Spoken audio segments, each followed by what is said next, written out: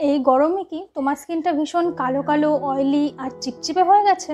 কোনো cream use করলে মুখ ভীষণ অয়েলি হয়ে যাচ্ছে বা কোনো প্রোডাক্ট ইউজ করলেও কোনো গ্লো নেই?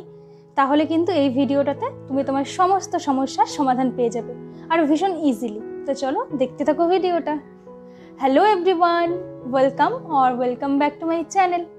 আজকে আমি তোমাদের সাথে শেয়ার করবো একটা দারুণ ফেস প্যাক, যেটা তোমার স্কিনের এক্সট্রা যে অয়েলটা থাকবে সেটাকে রিডিউস করবে, স্কিনে একটা ব্রাইটনিং এফেক্ট আনবে, আর সেই অয়েলি চিপচিপি ভাবটা একদম থাকবে না। তো সেই জন্য এই রেমেডিটা হচ্ছে একটা ব্রাইটনিং ফেস প্যাক, যেটা কিনা মুলতানি মাটি আর পাপায়া বেস্ট।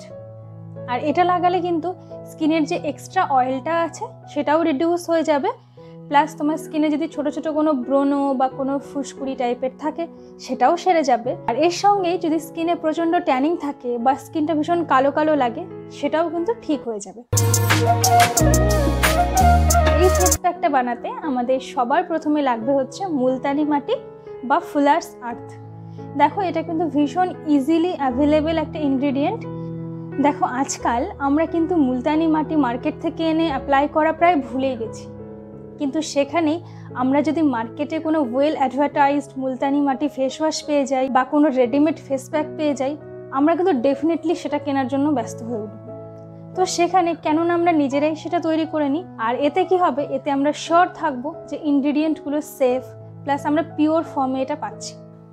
দেখো, মুলতানি মাটি কিন্তু মেইনলি আমাদের স্কিনের এক্সেসিভ অয়েল সিক্রেশনটাকে রিডিউস করে, আর আমাদের স্কিনের যে পোরসগুলো থাকে সেগুলোকে ডিপলি ক্লিন করে। নইলে হয় কি, সামারের কারণে এক্সেসিভ সেবাম অয়েল এসব জমা হয়ে আমাদের সেই পোরসগুলো বন্ধ হয়ে যায়, আর যার ফলে বিভিন্ন পিম্পলস দেখা দেয় বা স্কিনটা ভীষণ বাজে লাগে, কোনো গ্লো আসে না। প্লাস এর সাথে আমাদের নেক্সট ইনগ্রিডিয়েন্ট হচ্ছে পাপায়া। এটা কিন্তু পাকা পেঁপে, চেষ্টা করবে ভীষণ ভালোভাবে পাকা পেঁপে ইউজ করতে, মানে আধা পাকা আধা কাঁচা ওরকম নিতে চেও না। দেখো, পেঁপেতে কিন্তু আছে প্রচুর পরিমাণে vitamin C plus vitamin A এবং আরও নানা রকম উপকারী উপাদান, আর এটা কিন্তু অ্যান্টিঅক্সিডেন্টসে ভরপুর।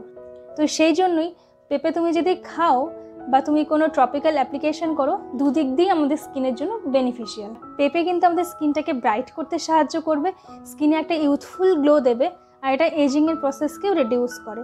তো সেই জন্য এখানে পেঁপে ইউজ করতে হবে। আর এর সঙ্গে আমি নিয়ে নিয়েছি সামান্য পরিমাণে ওয়াইল্ড টার্মারিক পাউডার।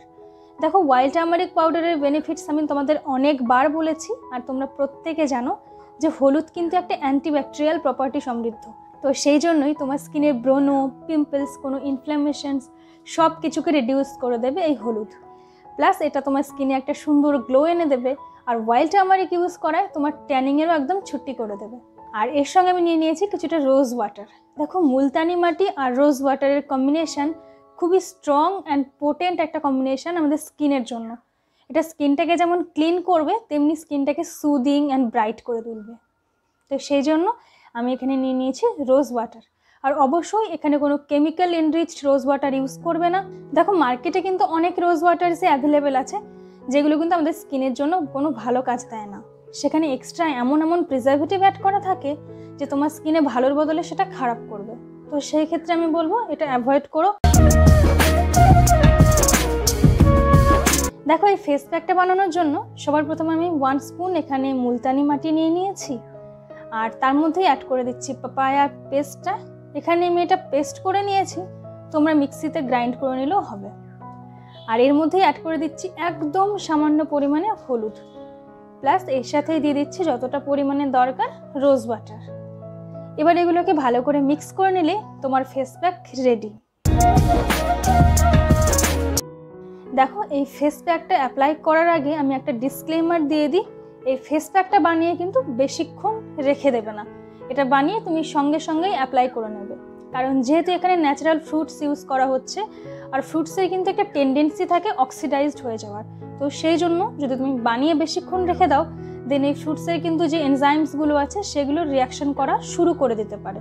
তো সবার প্রথমে তুমি তোমার ফেসটা যে কোনো ফেস ওয়াশ দিয়ে সুন্দর করে পরিষ্কার করে নাও, তারপরে যে কোনো নর্মাল ফেস প্যাকের মতন এটা তোমার ফুল ফেসে অ্যাপ্লাই করো। হ্যাঁ, অবশ্যই চোখটা বাদ দিয়ে, চোখে কিন্তু কখনো ফেস প্যাক অ্যাপ্লাই করতে নেই। আর তারপর তুমি ওয়েট করো 5 থেকে 7 মিনিট মতন। যখন ফেস প্যাকটা সেমি ড্রাই হয়ে আসবে, প্লেন জল দিয়ে ধুয়ে ফেলো। আর ধোয়ার সময় অবশ্যই খুব জোরে জোরে রাব করবে না, আর একটা ইম্পর্ট্যান্ট কথা, আই থিঙ্ক তোমরা সবাই জানো যে ফেস প্যাকটা অ্যাপ্লাই করার পর কিন্তু কথা বলবে না, তাহলে কিন্তু আমাদের স্কিনে উল্টে আরও রিঙ্কেলস চলে আসতে পারে। তারপরে এটা ওয়াশ করার পর তুমি দেখবে সিরিয়াসলি ফার্স্ট ইউজেই তোমার স্কিনটা কত বেশি ফ্রেশ লাগছে অ্যান্ড ব্রাইট লাগছে। তুমি এটা কিন্তু তোমার স্কিন কন্ডিশন অনুসারে উইকে 2 ডেজ কি 1 ডেজ ইউজ করতে পারো। আর তুমি এটা কয়েকদিন ইউজ করার পরই দেখবে তোমার স্কিনের এই সমস্ত অয়েলিনেস বা ডার্কনেসের প্রবলেমটা চলে গেছে। দেখো আরেকটা ইম্পর্টেন্ট কথা, অনেকেই কিন্তু ফেস প্যাক লাগিয়ে যেই টাইমটা ওয়েট করতে হয় তখন মোবাইল স্ক্রোল করতে শুরু করে দাও। সেটা একদম করবে না, কারণ ফেস প্যাক লাগানোর পর আমাদের স্কিনটা কিন্তু রিজুভিনেটেড হতে থাকে। তখন যদি তুমি ফোনটা সামনে নিয়ে সেটাই দেখতে থাকো, দেন সেই ফোনের হার্মফুল রেসগুলো তোমার ফেসে, তোমার চোখে যাবে, আর এটা তোমার ফেসটা আরও টায়ার্ড ফিল করবে।